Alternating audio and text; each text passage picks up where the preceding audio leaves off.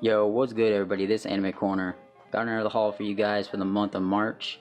Now I don't have any anime to show off or any graphic novels like I normally do, but I did pick up a lot of manga, a lot of continuation series, and some new stuff that I haven't read yet, and also some out of print titles. So basically with that out the way, let's get started.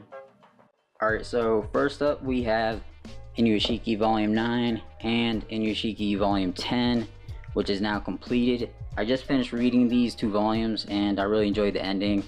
I thought it was a little bit predictable, but still is not bad. That's not a bad thing. I still really enjoyed the ending. I thought I had a lot of good touching, heartfelt moments, and you really felt for the characters. But overall, yeah, I enjoyed Shiki. I think I enjoyed Shiki even more than I thought I was going to. Like, I knew I was going to love the art because the manga who did Gantz has really amazing artwork. But yeah, this series I enjoyed. I thought it was a really good superhero sci-fi story. Alright, next up we have To Your Eternity Volume 3. Another great volume. I finished reading this last night. And to be honest, I think this is my favorite volume of the series. It's just getting better and better for me. The characters, or at least the main character that you see in the front cover. Also, there's a lot of heartfelt moments in here that you really feel sad, but also happy at times. And I think the manga did a fantastic job in world building. It's very unique, countries or wherever the setting is and the journey that they're on. So the artwork, I also think the artwork looks better in this volume to me, because sometimes I said in my last video that the artwork can look a little bit sketchy at times, but overall I'm really enjoying the series. And we have One Punch Man Volume 13. Fantastic read. I have to say, I mean, One Punch Man is always hype, but the character that you see in the front, I'm gonna say he's probably my favorite One Punch Man character. I'll be honest, coming from that martial arts background, and he's a pretty beast of a character, man. Great action here, great comedy. The tournament's been pretty fun, and overall I'm enjoying it. Alright, so the next thing we have is Gundam Wing Glory of Losers Volume 5. This was a pretty good volume. It's always fun to get another Gundam volume.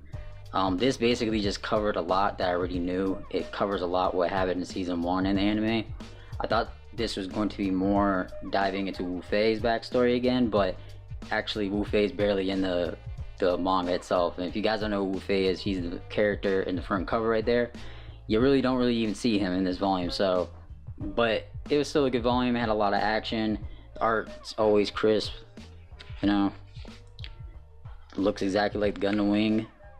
So yeah, look forward to the 6th volume coming out. And speaking of Gundam, we have another one, Gundam Thunderbolt Volume 6. Pretty good volume again. Nothing new in content for me. This basically covered everything that was in Season 2 of the anime, but it still was really good. Actually, it was like nothing was really too different in this volume than it was even in the anime. Even the placing order and everything. Maybe some slightly new stuff, but pretty much always great. The artwork is great. The story is pretty good. And yeah, you also get some new characters in this volume. Alright, so we have The Quest for the Missing Girl, done by Jeera Taniguchi. I've been picking up a lot of stuff done by Jeera Taniguchi, and he is just an absolutely amazing mangaka. When I finished reading A Distant Neighborhood, it was just super an emotional read. I absolutely loved that manga, and also I enjoyed Izuna Winter. So The Quest for the Missing Girl, I don't know much about this manga, but I think it's supposed to be this girl that's missing, obviously, and her dad, I think her friend of her dad goes searching for her, but that's the only thing I know. The manga is a lot thicker than I thought it was going to be. Seeing the last 2 volumes that I picked up from him, they're in hardcover, but this one isn't. The art looks fantastic like always. Jeera Taniguchi has a very nice art style that I really enjoy, and not a lot of dialogue. He doesn't really do a lot of dialogue, but beautiful artwork. And this will obviously probably be my next read, so I am looking forward to that. Alright, so for the last series I picked up is a series that has been on my wish list for the longest time. It is a out of print title called Santuary. So right there I have Santuary Volume 2. I own the comic issues of Santuary, but not all of them, and I don't really want to read the comic issues, I want to own the manga format, the trade paperbacks. So this is going to be probably my main priority, is trying to pick up all the volumes. So yeah, I have volume 2 right here, a random volume 5, which is a really nice cover, another random volume 7, and the last volume I picked up, volume 9, which is actually the last volume in the series. So yeah, if you guys don't know what Santuary is about, it's supposed to be these two guys that you see in the front cover. They grew up with each other during the Cambodia War, and they made a vow to each other that they were going to have their own sanctuary. So the dude with the glasses is going to run with the government side, and the other one without the glasses is going to run with the Yakuza side.